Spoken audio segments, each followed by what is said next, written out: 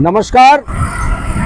चलिए, इस वक्त में हम जो हैं यहाँ मौजूद हैं हेड पोस्ट ऑफिस, और हेड पोस्ट ऑफिस के सामने ठीक विपरीत दिशा में है, आप देख सकते हैं ये वही शॉप है, कंट्रोवर्शियल शॉप, जिसका मामला इस वक्त में ऑनरेबल सुप्रीम कोर्ट तक जा पहुँचा है। सुप्रीम कोर्ट में जो है इस वक्त में ये मामला विचाराधीन है, और मामला आपको जल्द से जल्द हम याद दिला दें एक बार फिर से कि यहाँ की जो लेडी थी, जो लड़की थी और महिलाएं थी जो इस शॉप को चला रहे थे, एक टेलरिंग शॉप, और इल्ज़ाम ये थी कि उनको गैर कानूनी तरीके से उनके सामानों को बाहर फेंकवा दिया गया, बाहर फेंक करके शटर बंद करके ताला मार दिया गया।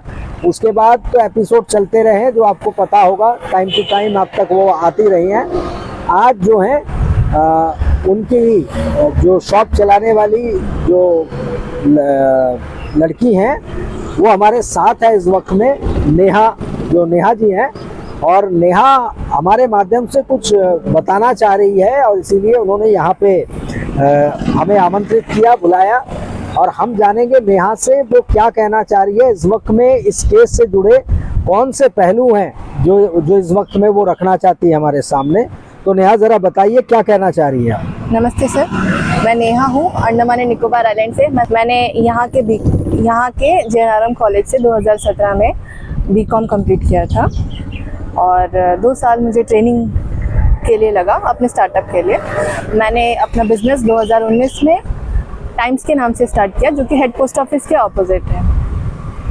मैंने अपने शॉप के लिए 13 लाख रुपए एडवांस अमाउंट दिया था लैंडलॉर्ड को, और महीने के कितने किराए कितने थे? जो लैंडलॉर्ड था उसके साथ हमारा जो एग्रीमेंट है वो हर 11 महीने में रिन्यू होता था, और जो रेंट है वो 5% बढ़ाने की बात की थी उन्होंने, बट आगे चलकर उन्होंने 10% कर दिया। पूरे अंडमान में मेरे 650 प्लस कस्टमर्स हैं, जिसमें से 155 प्लस कस्टमर्स के कपड़े 25/10/2024 से मेरे पास है।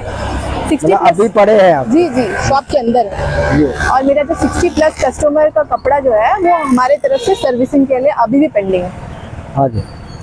मेरा जो इंटीरियर वर्क लगा है शॉप में वो 18.2 लाख का लगा था टोटल लेबर कॉस्ट के साथ, जिसमें से मैंने 10 लाख रुपए तक अपने अकाउंट से पे किया, और 8.2 लाख लेबर कॉस्ट को लगा। ओके।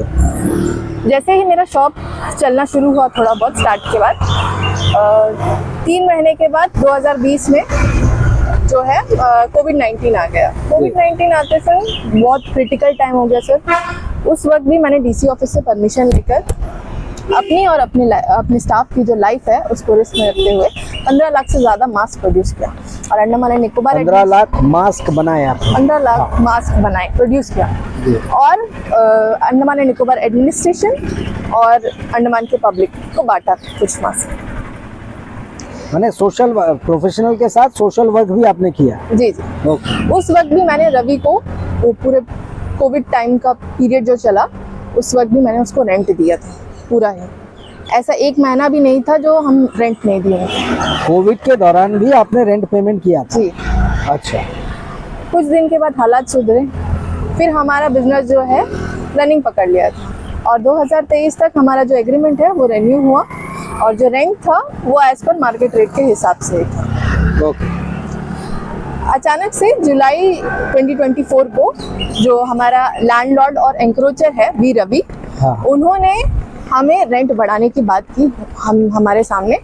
तो हमने बोला ठीक है, रेंट इतना ज़्यादा भी मत बढ़ाइएगा। तो अचानक से उन्होंने फिर बोला कि ठीक है, हम आने के बाद उन्होंने फिर बोला कि मैं मेलैंड जा रहा हूँ, मेलैंड जाके आने के बाद मैं आपसे एग्रीमेंट करता हूँ। फिर all of sudden 3rd week of October में वो आए, और 25 या 26 तारीख अक्टूबर 2024 को हमारा आधा सामान बाहर कर दिया शॉप के। हाँ जी। और अपना ताला डाल के चला गया। हाँ, जो मामला बना था वो, हाँ, जो हंगामा मचा हुआ था। अभी भी मेरा आधा सामान अंदर ही है, मशीनरीज भी अंदर है। मैंने अपने ही शॉप के सामने 26 अक्टूबर 2024 को इंटरव्यू दिया था। मेरे इंटरव्यू देने के बाद रवि ने अपने आदमियों के साथ मिलकर मुझे गंदी गंदी गालियां दी और मुझे मारा। मेरा जो पहला एफआईआर है उसमें 105 दिन के लीगल फाइट के बाद पुलिस ने अपनी तरफ से कुछ इंटरेस्ट दिखाते हुए इन्वेस्टिगेशन के लिए बोला कि आज आपके शॉप से डीवीआर निकालूंगा। तो मुझे 10 फरवरी 2025 हाँ जी। को मेरे आईओ अभिषेक हलदार का कॉल आया और उन्होंने बोला मुझे कि आज आपके शॉप से डीवीआर निकालेंगे। ये सुनते संग मैं सीधे पुलिस स्टेशन गई और पुलिस के साथ ही यहाँ पे पहुंची। जब मैं यहाँ पहुंची तो मैं बड़ी शॉक में थी। रवि जो है अपने आदमियों के साथ, जो कि वाइट शर्ट और ब्लैक पैंट में थे, एक वीडियोग्राफर और 30 से 40 मेरे शॉप के सामने खड़े थे। जो पुलिस की टीम आई थी वो कम से कम 15 से 20 जन की थी, जिसमें कुछ कांस्टेबल, एक आईओ और एक एसएचओ थे और एसएचओ थे। हाँ जी। उन्होंने खुद के डिपार्टमेंट के एक वीडियोग्राफर को भी बुलाया था। हाँ जी। बहुत मुश्किल से बड़ी मेहनत से उन्होंने जो बाहर का स्टॉक है उसको निकालने के बाद ताला खोला। हाँ। जब अंदर क्या सिचुएशन है वो मैं देखने के लिए गई तो रवि के आदमी जो वाइट शर्ट और ब्लैक पैंट में थे और पुलिस ने मुझे कंपाउंड के अंदर आने नहीं दिया। मुझे खुद के शॉप में पुलिस ने भी नहीं आने दिया, रोका और उनके आदमी, उनके लोग उनके बता रहे हैं जी, रवि। अच्छा, ठीक। रवि जो कि लैंडलॉर्ड है, उनके आदमी जो व्हाइट शर्ट और ब्लैक पैंट में थे, उन्होंने मुझे रोका कंपाउंड में आने से। अच्छा। उस वक्त मैंने थोड़ी बहुत वीडियोग्राफी अपनी सेफ्टी के लिए की। मेरे शॉप के अंदर सर 105 के ऊपर लाइट है, बट उन्होंने एक भी लाइट ऑन नहीं किया पुलिस ने, और पूरी इन्वेस्टिगेशन अंधेरे में। इलेक्ट्रिक सप्लाई मौजूद है? सप्लाई मौजूद है सर। मैंने 3 महीने से रेंट इलेक्ट्रिसिटी बिल पे किया है, क्योंकि मुझे पता है मेरा अंदर सामान है, इसलिए मैं पे कर रही हूँ 3 महीने से। अच्छा, ठीक। और पूरी 1.5 आवर्स की इन्वेस्टिगेशन चली पुलिस के थ्रू, अंधेरे में, लाइट्स के प्रोविजन होने के बाद भी सिर्फ और सिर्फ रवि के आदमियों को अलाउ किया दिया, मेरे शॉप में मुझे ही अलाउ नहीं किया। और लेकिन आपको बुलाया गया? जी, लेकिन आपको बुलाया गया कि हम खोलने वाले हैं? सर बाहर मेरे को रोक दिया गया था, अंदर आने की परमिशन नहीं दी गई थी मुझे। जी। 1.5 आवर्स की इन्वेस्टिगेशन खत्म करके एसएचओ सर ने आके मेरे को ये बोला कि अंदर डीवीआर नहीं है, कैश बॉक्स खुला है और उसमें कुछ चिल्लर पड़े हैं। मुझे नहीं पता कि जो डीवीआर है वो रवि के आदमियों ने चुरा लिया या उस वक्त किसी ने मदद की उसकी। हाँ जी। क्योंकि मेरे को अंदर आने का परमिशन नहीं दिया गया था। बिल्कुल सर। उसके बाद क्या हुआ? उसके बाद सर उन्होंने एसएचओ सर ने ये बोला कि मुझे हायर ऑफिसर्स का ऑर्डर आया था, इसलिए मैं यहाँ चार जो चेकबुक है वो आपको दे रहा हूँ, ये बोलकर कांस्टेबल के हाथ से मुझे पकड़ा दिया। मुझसे कोई अंडरटेकिंग नहीं लिया गया कि मैं ये 4 चेकबुक दे रहा हूँ करके, बस मुझे 4 चेकबुक पकड़ा दिया और बोला कि किसी हायर ऑफिसर की वजह से दे रहा हूँ, किसी हायर ऑफिसर के बोलने की वजह से दे रहा हूँ, ये बोला। और आपने क्या चेकबुक मांगा था उनसे? नहीं सर, मैंने कैश मांगा था, कैश और आईटी डॉक्यूमेंट्स निकाल के देने के लिए कहा था। हाँ जी। बट उन्होंने मुझसे कोई अंडरटेकिंग नहीं लिया। आगे जाकर ये एसएचओ सर ये भी बोल सकते हैं कि उन्होंने आईटी डॉक्यूमेंट्स और कैश भी मुझे निकाल के दिया होगा करके। और मेरा जो प्रेयर था एसएचओ सर से, वो आईटी डॉक्यूमेंट्स और कैश दोनों निकालने का बात की थी मैंने। बट उन्होंने सिर्फ मुझे 4 चेकबुक पकड़ाया और बोला कि अंदर फाइल्स है, बट मैंने वो नहीं निकाला। जब मैंने पूछा तो सर उन्होंने सिर्फ डॉक्यूमेंट्स ही निकालना था, आईटी डॉक्यूमेंट्स, क्योंकि मुझे आईटी पे करना है, वो एक इम्पॉर्टेंट रोल प्ले करता है मेरे। तो आपने क्यों नहीं लिया? जब आपको ये चेकबुक दे रहे थे जी, तो आपने आईटी फाइल्स क्यों नहीं मांगे?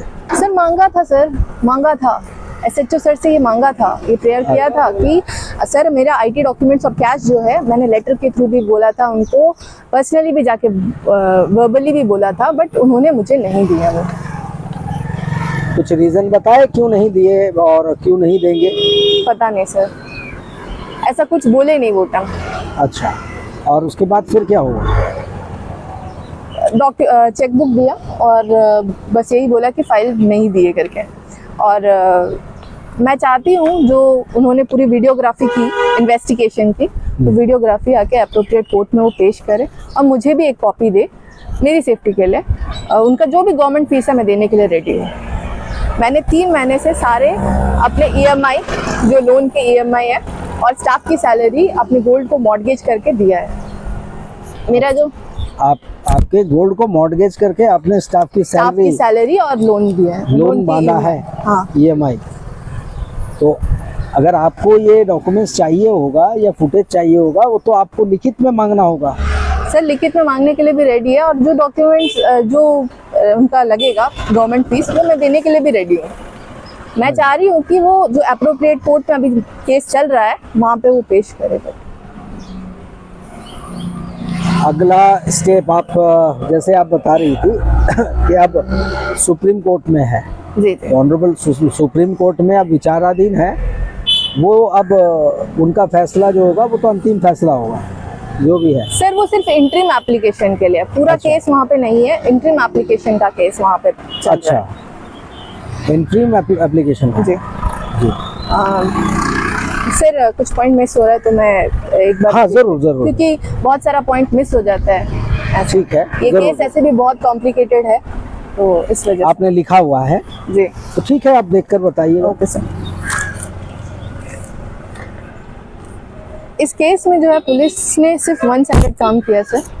मेरा जो सेकंड FIR है वो 27। लेकिन आप इल्जाम लगा रही हैं जी पुलिस पे, ऐसी कौन सी चीजें हैं जो आपको लगा कि पक्षपात है? पक्षपात है सर। सर मेरे ही शॉप में मुझे परमिशन नहीं दिया, मेरा DVR निकालने के लिए मुझे ही अलाउ नहीं किया। वहाँ कैश मिसिंग है, क्या क्या मिसिंग है मुझे नहीं पता सर। वो तो मेरे को कम से कम दिखाना चाहिए था कि आपके शॉप के अंदर क्या है क्या नहीं है। जब उनको पता था कि वो मेरी शॉप है तो मुझे बुलाया, बट बाहर ही रोक दिया, परमिशन ही नहीं दिया अंदर आने का। अंदर क्या हालत में, क्या मेरा शॉप में क्या मिसिंग है वो मुझे नहीं पता ना सर। आगे इसके बाद आप क्या कहना चाहेंगे? सर मैं चाहती हूँ मेरा जो इन्वेस्टिगेशन है ना वो पुलिस के थ्रू अच्छे से नहीं हो रहा है। अब जो सेकंड FIR मेरे केस में हुआ था, जिसमें कि 27 अक्टूबर 2024 को सेकंड FIR हुआ था, जिसका इंसिडेंट 26 अक्टूबर 2024 को हुआ, जिसमें रवि, उनकी बेटी और उनके जो ग्रैंडसन है, उन्होंने मुझे पब्लिक में सारी गंदी गंदी गालियाँ दी, और उनके जो ग्रैंडसन है उन्होंने मुझे मारा, और इतने ज़ोर से मारा कि मैं फेंट हो गई। वहाँ पब्लिक के कुछ आदमियों ने मुझे GB बंद हॉस्पिटल में लेके जाकर एडमिट किया। वहाँ जो भी मेडिकल रिपोर्ट्स है वो सब पुलिस के पास है। इस FIR में जो मेन सेक्शन होना चाहिए था वो था वुमेन हैरेसमेंट एक्ट सेक्शन 4, जो कि एक नॉन बेलेबल सेक्शन है, बट उन्होंने पुलिस ने इस केस में वो सेक्शन ही नहीं डाला। इस केस में रवि ने अपने पावर को इन्फ्लुएंस करते हुए माइनर सेक्शन डलवा दिया। अभी जो मेरा केस है सुप्रीम कोर्ट में चल रहा है इंटरिम एप्लीकेशन के लिए, मैंने लोअर कोर्ट और डिस्ट्रिक्ट कोर्ट में ये केस जीता है। मुझे यहाँ से हटाने के लिए लीगल प्रोसेस लगेगा, इलीगली यहाँ से कोई मेरे को हटा नहीं सकता। 2018 में यहाँ के हाई कोर्ट से रवि के बिल्डिंग को डेमोलिश करने का ऑर्डर आया था। आज तक अंडमान एंड निकोबार एडमिनिस्ट्रेशन का कोई अंडमान एंड निकोबार एडमिनिस्ट्रेशन भी कुछ नहीं कर पाई सर। रवि कितना पावरफुल इंसान है। उसको म्युनिसिपल करना है उसे, अगर ऐसी कोई बात है जी तो वो काम म्युनिसिपल का होता है। म्युनिसिपल का होता है सर, वो एडमिनिस्ट्रेशन के अंडर ही आता है ना सर जी। आज तक उसमें कुछ भी नहीं हुआ सर। 2018 में हुआ सर, आज तक वो मैटर में कोई बात नहीं उठा जी। अब आप क्या चाहती हैं इस वक्त का? आप क्या चाहती है? तमाम बातें आपने कही है जी कि किस तरीके से ये घटना हुआ है और आप कौन से हार्डशिप से गुजरी है जी, और अभी तक उसको फेस कर रही है। और पुलिस की जो है यहाँ पे कार्रवाई कैसे हुई, आपको बुलाया गया, आपको भीतर दाखिल नहीं होने दिया गया, रोका गया। तो अब जो सुप्रीम कोर्ट में आपने कहा कि आपका इंटरिम एप्लीकेशन है, तो इस वक्त आप किससे क्या चाह रही हैं? ऑनरेबल कोर्ट जो अपना बोलेंगी, आपका उनका जो फैसला होगा वो अपना होगा। इस वक्त में आप एडमिनिस्ट्रेशन या पुलिस डिपार्टमेंट से क्या चाहती हैं? सर मैं जस्टिस चाहती हूँ। मेरे को इलीगली तरीके से यहाँ से निकाला गया, वो भी आधा सामान बाहर रखे और आधा सामान अंदर रखे। वो तो अपने रिपोर्ट देंगे जी। जो भी रिपोर्ट है वो अपना सबमिट करेंगे। अब ऑनरेबल कोर्ट डिसाइड करेंगे जी, इसमें जी। क्या करना है। मैं चाहती हूँ सर, जो मेरा केस है इसका इन्वेस्टिगेशन अच्छे से नहीं हो रहा है। मेरा जो केस है वो CBCID को ट्रांसफ़र कर दिया जाए ताकि मेरा केस का इन्वेस्टिगेशन प्रॉपरली हो। और यहाँ के जितने पॉलिटिशियन हैं, मीडिया है, पब्लिक है और जितने ऑनेस्ट ऑफिसर्स हैं, प्लीज़ आगे आकर मेरी मदद कीजिए। मैं आज ये इंटरव्यू इसलिए दे रही हूँ क्योंकि सर, और एक इम्पॉर्टेंट बात है कि ये जो डॉक्यूमेंट्स मेरे पास आए हैं, इस वजह से हमारा फैमिली मेम्बर्स और हम रात भर सो नहीं पाए सर। इसमें ये डॉक्यूमेंट में मेरे पापा के नाम के आगे लेट करके लिखा है सर। ये मुझे इनडायरेक्टली धमकी दे रहे हैं कि मुझे और मेरी फैमिली को जान से मार देंगे। किसमें कौन से दस्तावेज है? ये देखिए सर, ये देखिए, ये कोर्ट के हैं? जी, कोर्ट के नहीं है। ये लेटर मुझे एक एडवोकेट ने भेजा है। एडवोकेट? उनके एडवोकेट ने? जी, इनके एडवोकेट, जी, ऑपोजिशन। आपके ओपोनेंट पार्टी के जी। एडवोकेट के हैं। इसमें क्या लिखा गया है? इसमें लिखा है कि मैं पोजीशन में नहीं हूँ और मेरा एक भी सामान अंदर नहीं है। जब 10 फरवरी 2025 को इन्वेस्टिगेशन के लिए SHO सर और पूरी पुलिस की टीम आई थी, तो पूरी 1.5 आवर्स की इन्वेस्टिगेशन उनको लगी थी। खाली रूम को सर्च करने के लिए इतना टाइम तो नहीं लगता होगा सर। सर, इस लिफाफे में मेरे पापा के नाम के आगे लेट करके लिखा है। ये एक पेपर में अगर लेट करके लिखा होगा तो हम मान सकते हैं कि ये टाइपिंग मिस्टेक होगा या तो अपना फॉल्ट होगा, बट पूरे के पूरी बंच में जहाँ जहाँ पापा का नाम जिक्र है वहाँ में लेट करके लिखा है उन्होंने। तो ये टाइपिंग मिस्टेक तो नहीं है, ये इंटेंशनली मेरे को धमकी दे रहे हैं कि मुझे और मेरी फैमिली को नुकसान पहुँचाएंगे। अगर मेरी और मेरी फैमिली को कुछ भी होगा ना सर, सिर्फ और सिर्फ पुलिस और वीर रवि जिम्मेदार होगा। ये आपको थ्रेट लग रहा है जो इस वक्त में यहाँ पे आप बता रही है कि लेट फादर के आगे, और जी। हर जगह पे लेट लिखा हुआ? जी, मेरे पापा के जहाँ जहाँ नाम लिखा है पापा का नाम, उसके आगे लेट ही लिखा है सर। एक जगह टाइपिंग मिस्टेक हो सकता है, हर एक जगह में टाइपिंग मिस्टेक कैसे हो सकता है सर? इंटेंशनली मेरे को धमकी दे रहे हैं कि मुझे। ये आपको लग रहा है अभी कि आपको धमकी है? धमकी सर, अगर पेपर में लिख दिया है कि लेट है करके, तो मतलब उन लोग धमकी ही दे रहे हैं। अगर मुंह से ऐसे बोल दिया कि हाँ लेट करके, गलती से एक बार निकल गया, समझ में आता। पूरे डॉक्यूमेंट्स में लेट लेट करके लिखा है, सामने एनवेलप में लिख के रखा है। थोड़ा दिखा सकते हैं आप? जी जी,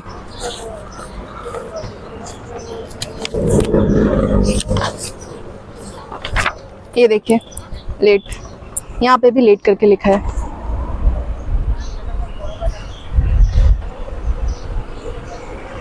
यहाँ लेट को काटा गया है? मैंने काटा था सर, मेरे को लगा कि इंटेंशनली नहीं करके गलती से कर दिए करके। बाद में मैंने सारे डॉक्यूमेंट्स को देखा, तब सब में लेट करके लिखा है। आगे और भी पेपर्स हैं। तो अब आपको ये देख करके आपको खतरा लग रहा है? इसके बीच में ये केसेस जो आपके चल रहे हैं जी, इसके बीच में कभी ऐसा आप लोगों को महसूस हुआ कि कोई धमकियां या फिर कुछ इस तरीके की गतिविधि ऐसे आप लोगों के साथ में? अभी तक तो नहीं हुआ था सर, क्योंकि अभी तक हम लोग यहीं पे थे। अब सुप्रीम कोर्ट में चले गए, इसलिए धमकियां मिल रही है हमको। ये आपको अब लग रहा है? जी। तो आखिरकार आप यही चाह रही हैं कि आप न्याय हो? सर, इन्वेस्टिगेशन प्रॉपरली नहीं हो रहा है सर पुलिस के थ्रू। देखिए, न्याय तो न्यायालय ही करेंगे। जी जी, उनके जजमेंट का हमें इंतजार तो करना होगा, आपको भी करना होगा।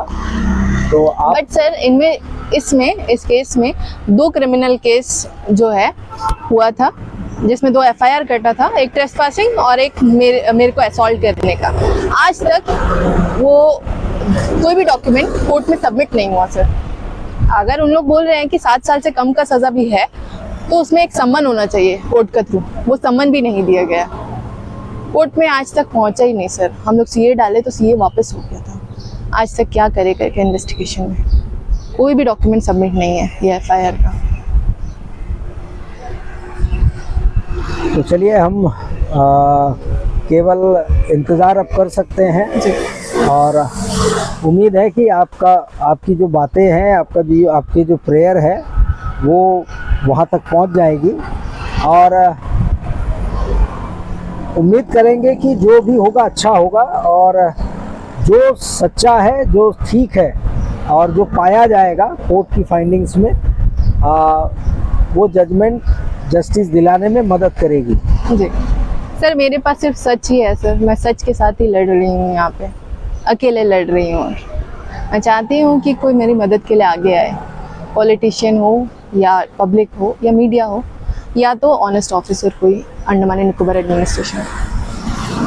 ऑनेस्ट ऑफिसर्स की कमी नहीं है, ऑनेस्ट पॉलिटिशियन की भी कमी नहीं है, तादाद कम हो सकते हैं। जी, एंड आखिर में मैं अपील करना चाहती हूँ अंडमान एंड निकोबार आइलैंड के पब्लिक से, आइलैंडर से, और पॉलिटिशियन और मीडिया से, जो यहाँ के महिला संगठन हैं, उनसे भी विनती करती हूँ। मैं अकेली लड़की यहाँ लड़ रही हूँ, मेरे जो सपोर्टर्स हैं वो सिर्फ मेरी फैमिली मेम्बर्स हैं। आप भी आगे आकर मेरी मदद कीजिए।